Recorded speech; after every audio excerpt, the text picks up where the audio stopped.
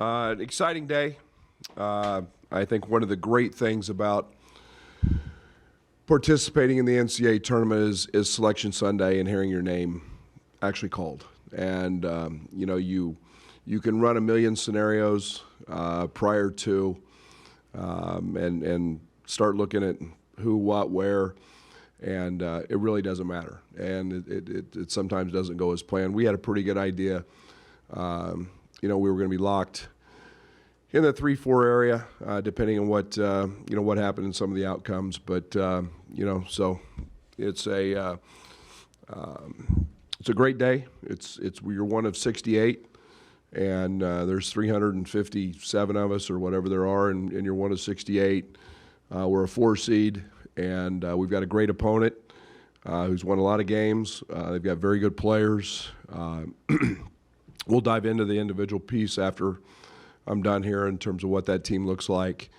But again, anytime you find a conference winner, a team who's won as many games as they have, they understand winning. So we're excited. We'll, been to Pittsburgh before and played in a tournament and looking forward to that opportunity again. It's for Kofi and Trent. First time we've had this kind of like celebration moment in 3 years here. What was this like? It seemed like it was more of a muted, kind of business-like reaction. What was your emotions going through that? I thought it was special, especially like not having that last year. But to actually be able to see our name get called on, TV and us be a part of it. But most importantly, like having March Madness like for the first time, back at full capacity with fans. So we're excited. We're super pumped. Like Coach said, we're ready, to get going, and get prepared. So it was a special moment. Yeah, pretty much the same thing. Even though we didn't have the experience last year of just having like Trent said, full capacity and like actually watching the show and being here for media and stuff, we're really dialed in and we're ready to to take that next step and go compete in the NCAA tournament. So it was really special for us. Coleman, Coach said that you guys kind of knew you're going to be a 3 or a 4. So just when it got to that point in the bracket, like I know there's like in the first region there's a little like anticipation when Arkansas got the 4. Were you just waiting for that?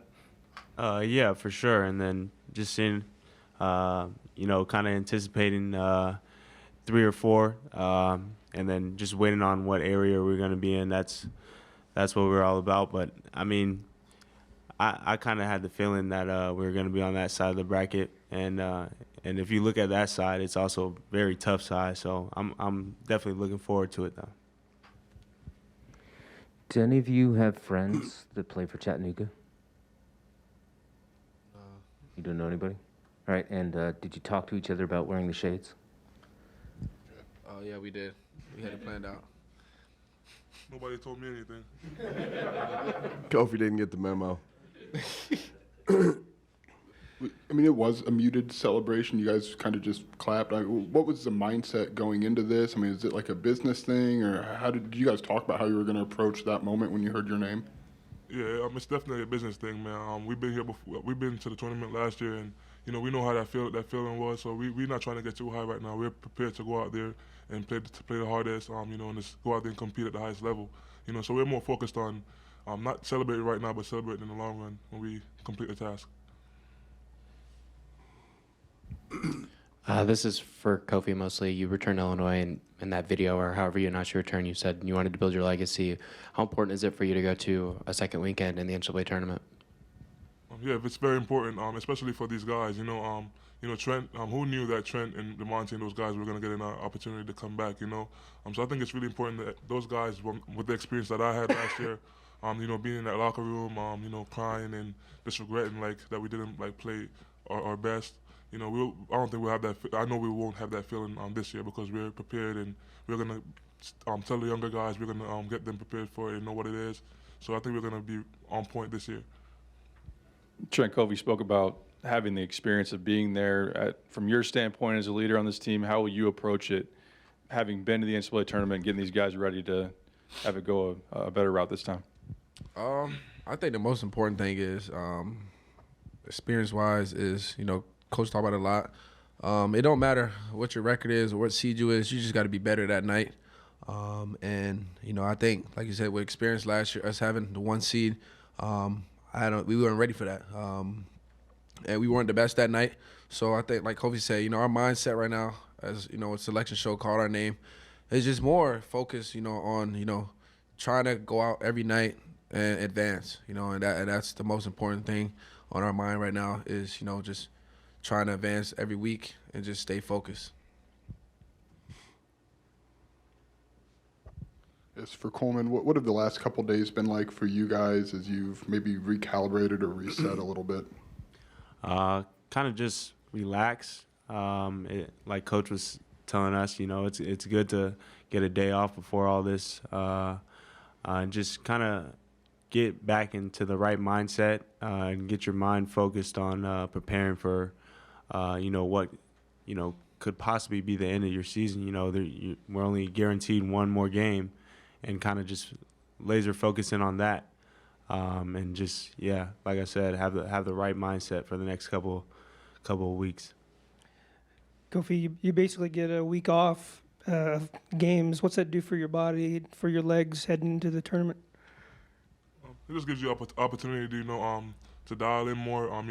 It's not just on your body. It gives you opportunity to rest more, obviously, because you're not playing. But just get mentally focused. We get more time to prep, more time to prepare for these guys. Like we said, it's one game and you could be out there. So we're just gonna take this time and dial in and make sure that we're mentally prepared and focused. On the common goal. So it's this week is definitely big time for us to just come in. Get better. Get up shots. We didn't shoot the ball well last game, but this opportunity is great for us to get up shots. Just tighten up those little things that we need to do to win. Coleman, I know Coach always wants a chip on your shoulder, so when you hear Seth Davis say Chattanooga's going to the Sweet 16, what was your reaction? I mean, I already know that there's going to be a lot of people, betting against us. A lot of people had hope in us last year, and we didn't, have the outcome we wanted. But, there's always going to be people that don't believe in us. But we're not going to really focus on that. We're just going to keep it one game at a time and, hopefully prove anyone who doubts us wrong. So. Trent, I kind of want to go back to just being able to be with each other and watching the show. I mean, that's the first experience for you, even though you guys have really kind of made 3 tournaments. The one was canceled. What was that like? I mean, just to have that moment with one another. It's special.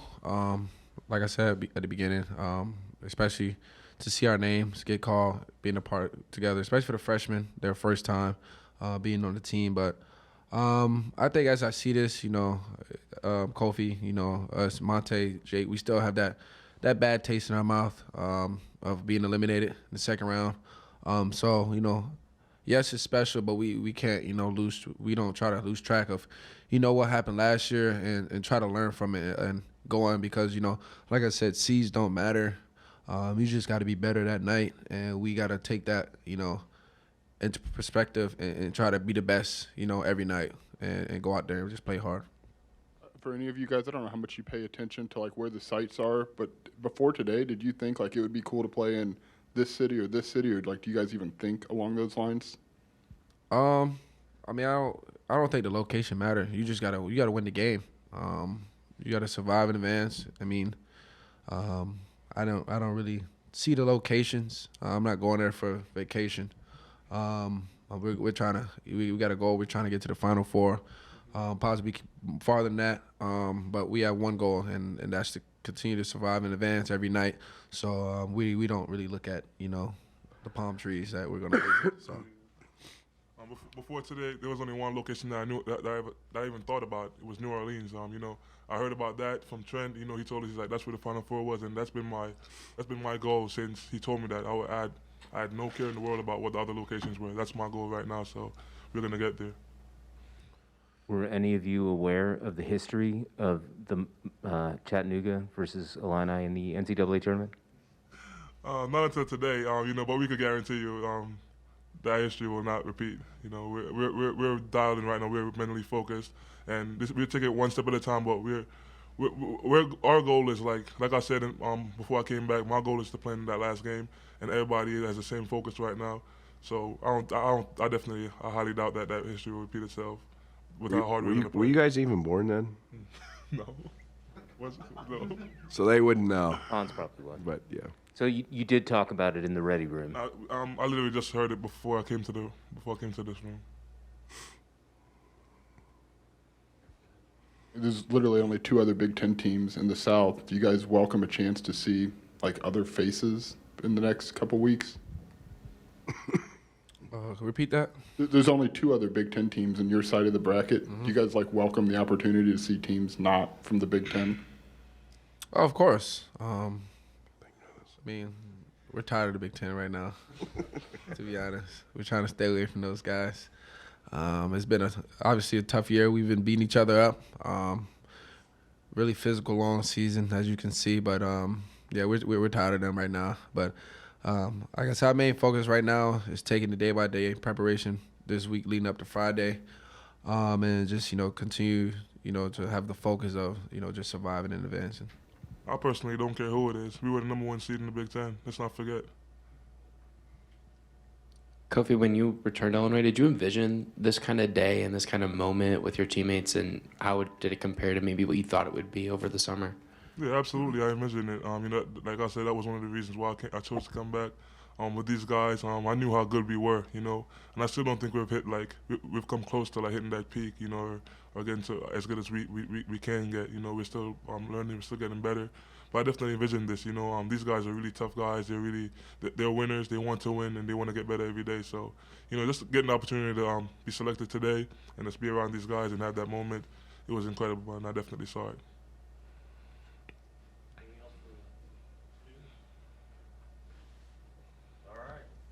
See you guys in the morning. Yes, sir.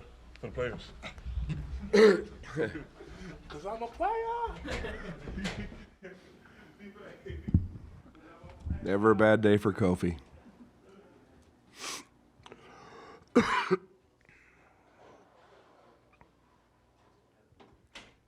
Brad, I don't know if you asked Seth to do that, but is that fuel for your fire when he says mocks to the Sweet 16? I don't pay attention, but yeah, I mean, sure. Anytime somebody,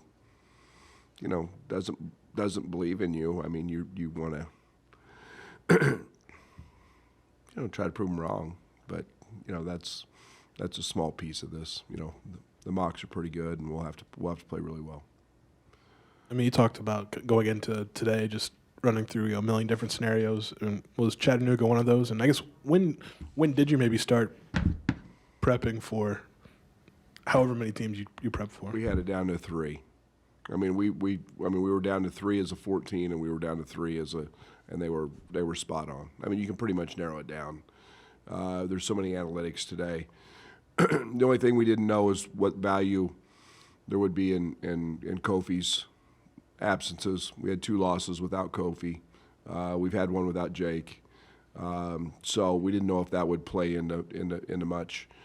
I thought it did early in their first reveal.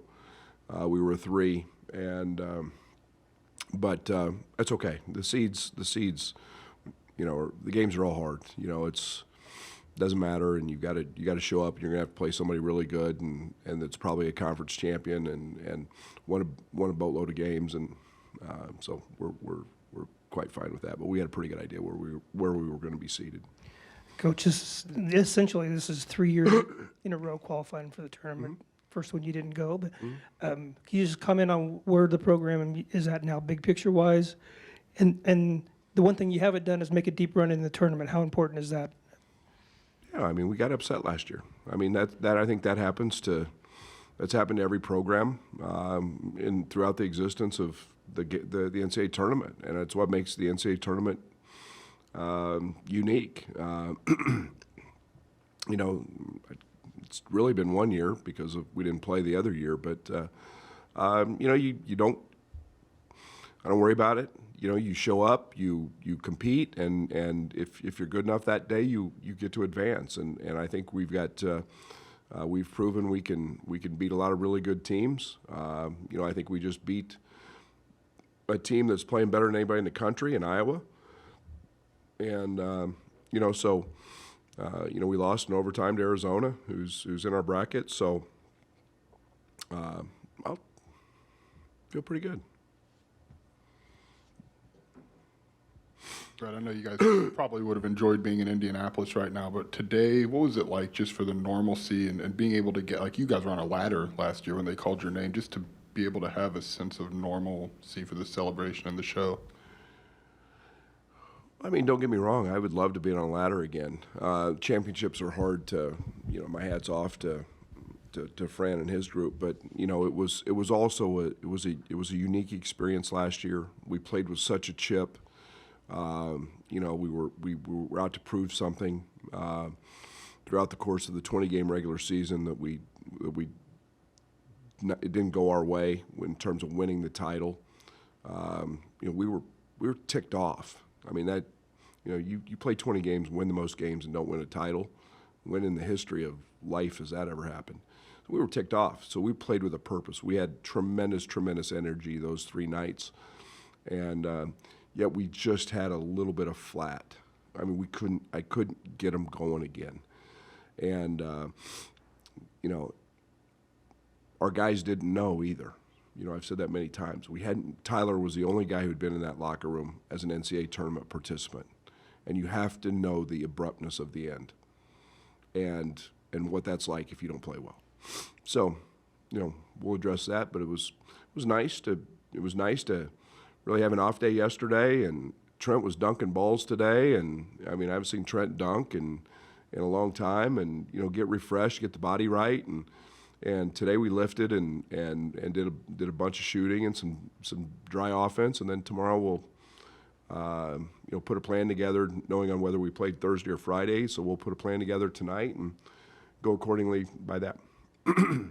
Brad, I think it was after the Ohio State game you had kind of gotten together with your staff, or at least you told us you got together with your staff and said, "Hey, give me 3 or 4 things that we really struggle with, that we need to figure out before we hit the NCAA tournament." Can you comment on how that's gone since then, and how you guys have handled what you think you're going to be able to face? Well, number one was pick and pop fives, and we did a pretty good job against Iowa in that area, and that was just something we don't see a ton in this league, but we had a stretch coming up where we were going to see a bunch, and with Penn State, with Ohio State obviously hurt us, and then the Iowa playing small. So we spent a good amount of time on that.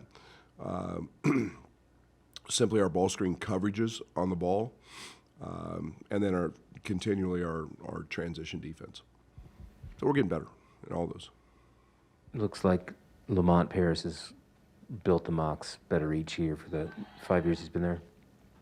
Do you have any relationship with him or any of the assistants? I just know of him. I don't know. I haven't dove into. I wasn't going to waste my time getting into 6 teams or 7 teams till I actually knew who it was. So, I know he was at Wisconsin for a long time. He's done a great job. That's historically been a very good program, and he's to be commended. How's Jacob? Progressing. Brady mentioned about the last couple of years being tick off last year in the Big Ten tournament. How do you use that as fuel for your guys, but also not have that pressure of trying to make up for the last 2 years of missed opportunities? Yeah, I think the one thing that we've got to do is just go have fun. I think one of the great things about the NCAA tournament is it happens so fast, and if you don't just enjoy it, but you got to have fun. And I mean, our practices are going to be very, very competitive. They're going to be very light, and we're going to have fun.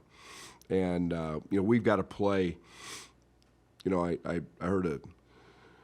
looked at a deal yesterday, and our 2 lowest offensive efficiency games are Rutgers and the Indiana game, or 2 of the 3, and they're also our fewest turnover games.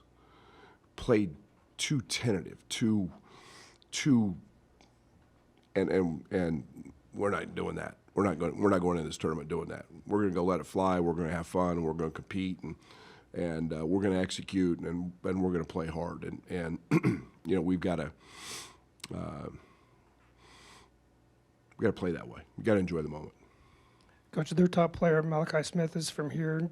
Played at Belleville West, a couple state championships. Were you familiar with him? Oh, I've seen him a lot. And yeah, I recruited a guy called E.J. Liddell. yes. I think he was an all-league guy. He was really good. Malachi, if I'm not mistaken, I think he started out at Wright State. I think, but Malachi was a really good player. He has great size. I mean, you average 20 points a game as a Division I basketball player. You know what you're doing, and so very familiar with him. You know, and obviously Silvio. You know, I know about. So you know, other than that, everything's very superficial. What I'm talking about right now, I just haven't dug into all their stuff. But yeah, he was a terrific player. He was a state champion. He won, and good player. When you were recruiting Kofi to return for this junior season, you talked a lot about legacy, I'm sure. What's the importance of him kind of just seizing this moment and playing well in this first game and obviously any games after that? That's what makes March great. You know, you can elevate, you can make yourself legendary in March. And he's got that opportunity. And, you know, that's helping our team win, and those are all the things that he prides himself on. So I'm excited to see him. When Kofi says you guys haven't peaked yet, what's your thought on trying to find that now in this tournament, survive in advance, and try to hit that top level? Well, with the emergence of Coleman, getting him back, I feel better about our basketball team right now than I felt in a long time. And that's saying that after we missed 10 free throws, 10 layups, 3 dunks, and still had a chance to win a game against a team that's really hot. I mean, still had a chance to win a game. And but I feel great. I mean, I think we've been guarding better. I mean, you know, Xavier Johnson's 5 of 15 in the ball screen coverage was better. I mean, it was little things and it was just didn't help that we had pink eye going around our team and everything else, and that's why Trent and Coleman are in sunglasses, and I should be. I've got it in both my eyes. It's just weird. It was a weird day. So.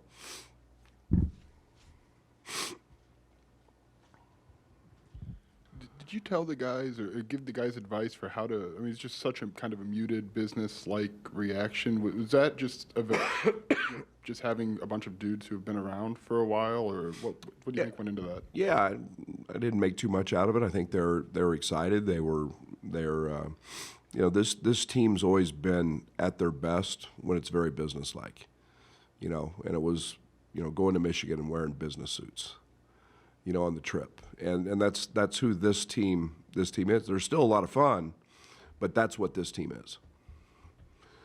Who is it on your staff that put together those folders, and when do you start that, and how many, or do you kind of wait so it's not 15 or 20 teams? Yeah, Zach Hamer gets most of the responsibility with that. He and Tyler, Patrick Biddle, you know, and just in terms of, you know, starting to analyze, you know, where it can be. There's, you know, obviously a ton of analytics formulas out there. You look at all the gurus and their, you know, their brackets, but we had a pretty good idea where we were going based on the analytics, and Zach was behind most of that. Brad, you mentioned the emergence of Coleman, and Curbelo seems like the last couple games as well. What does that do for your team going in, given that they feel like they're starting to feel more comfortable? Well, I think it was evident. I mean, the one thing Dre gives us is a great push in transition.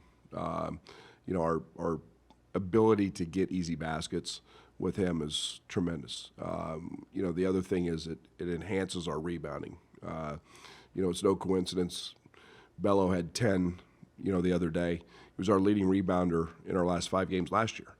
And that allows us to get out and run and push. You know, Coleman is a very, very good rebounder. You know, Coleman, and I've said it all along, he's a very good shooter. He's just got to believe it. And now he's shooting the cover off of it. You know, and you know, Bello had a very uncharacteristic day and, you know, missing some layups. But his ability to live in the paint, you know, helps us a lot. With the way, with the way the tournament format works, do you guys talk about trying to win 6 in a row, or do you guys break it down with just win 2 in a row, take a breath, win 2 in a row, take a breath, win 2 in a row, take a breath? Win 1 in a row. Win 1. And if you start looking at the next one, you know, our assistant coaches will obviously have to work a little bit ahead for the next opponent, but it's never brought up to our players. It's not, you know, we didn't do that last year with Drexel. Look at, you know, thinking, well, we got, no. It's prepare, execute, win, and you know, it's a very quick celebration, and then it's on to the next, and that's what the NCAA tournament is on to the next, survive and advance, and you have to have that mentality. Brett, what have you learned about playing in the NCAA tournament? Have you always had that fun approach, so to speak, like you talk about, or are you changed from your time at SFA or Oklahoma State or to where you are now? No, we had a blast at SFA. I mean, we were, you know, I actually changed a lot there, just in terms of you know, kind of livening it up. You don't want to go in and play with pressure. You don't want to go in. You want to go in with energy. You want to go in with excitement. You know, and really, you know, this past season was kind of the first time I felt like we didn't have that. But we were in the bubble. We weren't here. You know, we'll get our guys going and cranked up now that we can be in our practice facility and have some of the tools and, you know, music, but it's just fun. It's just, you got to make it fun. You got to make it fun. You got to get these guys hyped and excited about the challenge ahead. You mentioned Tyler was the only player last year that had played in the NCAA tournament. Now you have a whole crew returning. What does that hurt that they felt last year? How does that impact this year's run? I hope a lot. Because that's you know, you just don't know what it's like to walk off the court and then realize that you're going to do nothing with that group of guys again, that it will be completely different. And it ends just like that. And, you know, to walk back in there an hour later and still see guys in tears, still see guys in uniform, man, that stinks. And it's, you work so hard to get to those moments. And you have to understand what that's like, to not be your best, and that's sure not taking anything away from the opponent, but it's can't happen. You got to maximize your opportunities. Coach, seems like guard play is always really important in the postseason. It's kind of amplified a little bit. Would you agree with that? And how does that benefit your team with the experience that you have at guard? No, I agree with that, and I think it's, you know, I think you've got to have guys who can go make shots, not afraid to make clutch plays, and you know, traditionally in the NCAA tournament, the game slows down. It becomes harder to play. You see less substitutions. The media timeouts are longer. You see the best players on the court more often, and so it becomes just, you know, a pretty. The best against the best. I mean, for you know, for a lot of times, I mean, there's just less substitutions, and so the game slows down, and you've got to have good guards and guys that can go make plays. And man, I'll put our guards up there with anybody. You talk a lot about how experience is important in the NCAA tournament and having an understanding of the abruptness of the end, like you say. Last year's team didn't understand that, but this year's team is older and they've got that kind of experience. Does that create a certain sense of urgency within the leadership of the team to kind of share that knowledge? They'll share it.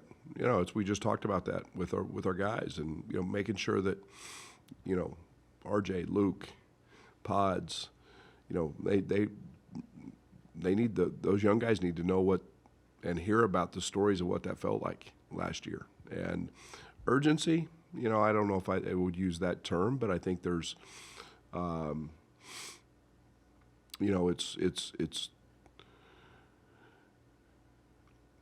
what makes March Madness the best sporting event ever, and it's just you've got to go perform, and you can call it urgency, you can call it a sense of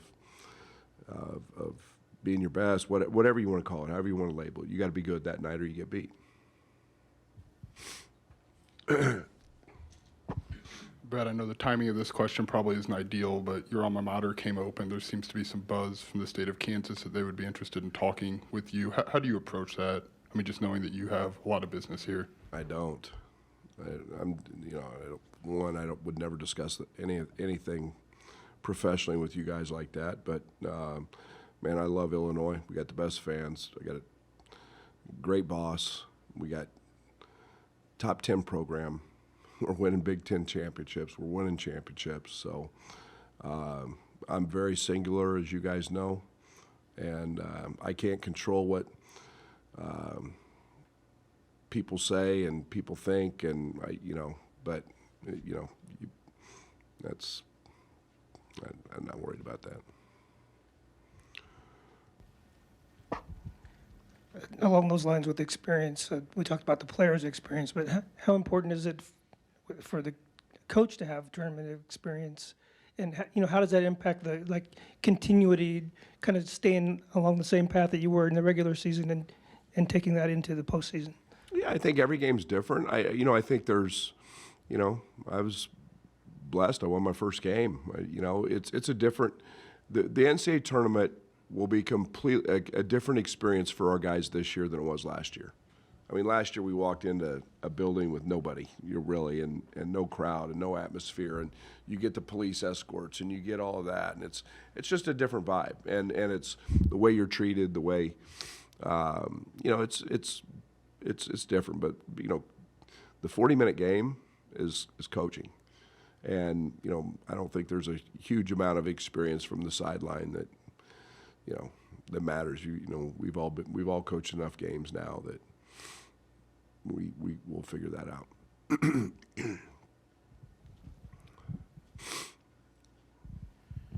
You've kind of mentioned it before, but if you had to describe what the difference of the practices leading up to, say, when you played Drexel last year and how they're going to be constructed to what you're going to do this year, how would you describe it? Well, we were in the convention center last year, and we were coming out of, last year we never got to even celebrate the championship. I mean, they gave us a Chick-fil-A sandwich and sent us to testing and quarantine. And we didn't even see each other. We get a knock on the door. Yeah, there's your breakfast. Knock on the door, there's your lunch. And it was fabulous because we got to play. And then we're playing at the convention center. We walk through a hallway. They tell us we're on court 26, and you practiced. And now you've got some ability to process, to be around your guys, to wind them up, to you've got a limited time because Team B's coming on, and so it's just a completely different. We're on spring break. We'll go twice tomorrow, and getting lifts in and going to the weight room and having guys together and connected. It's apples and oranges, to be honest. When you guys are going from city to city, you've done it before in this. What's it like on those flights and those trips versus you're stuck in a room? What would they miss out on last year just in that experience? The biggest thing we missed out on was we didn't get to come home and celebrate. We didn't get to do that. And you guys got to understand, that was the beauty of Sunday. Winning the Big Ten regular season, we got to have that moment and celebrate. And you have to. If you can't do that in this business, then man, this business will eat you up, and it just becomes a relief then to win. And it's not going to be that. I don't ever want to do that. I don't want it to be a relief to win. I want it to be fun and energetic. We never got to do that last year. And then come home and get on the plane, and Joey Biggs is over busting his tail right now trying to figure out, okay, how are we getting to Pittsburgh, and you work with the NCAA and all their people, and they send you the charter and this and that, and it's just different. It's apples and oranges. It's really, and I use that term a couple times, it's just different. Didn't you tell a story about you kind of learning that lesson at Western? Like you were going to go back and do a bunch of studying, and they told you to enjoy it. Is that an important thing to pass down to? You got a younger coaching staff here. It's huge. I coached 10 years at Western. We never got to the tournament. At SFA, it was, they'd been one other time before I got there. And it's hard. Man, everybody just takes winning for granted, and there's very few programs that have the ability to do that multiple years in a row, and so you better enjoy it, because tomorrow's sure not given, and being good, being a 1 seed and a 4 seed, and we'd have been a 4 or 5 probably the year before, and come on, man, we're playing. We've been pretty doggone good, and you got to enjoy those moments.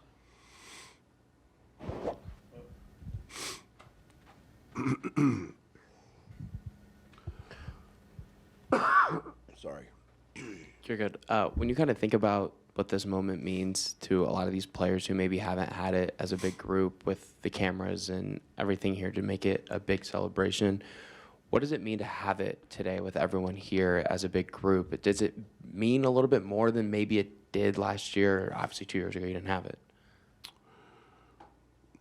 I think it's an important piece of the NCAA tournament is the selection show, and you're together and you're doing that. And, I don't know, somebody made the comment, or Camp maybe, last year when the selection show was going on, I was cutting down a net.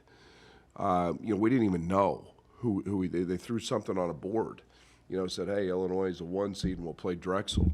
I mean, all the while you're trying to celebrate getting your trophy. And so this was a different experience, and I think it's a big part of the tournament. I think it's a powerful part of the tournament, and it's something that, okay, hey, we met in State Farm Center, and when it came on, we were watching it on the big board, and this is what, and okay, it's part of it. It's a big part. Coach, one of the most debated players among the fan base, Andre Curbelo. Are you in a good place with him as far as how he's playing and his usage rate? Do you feel it's about right now?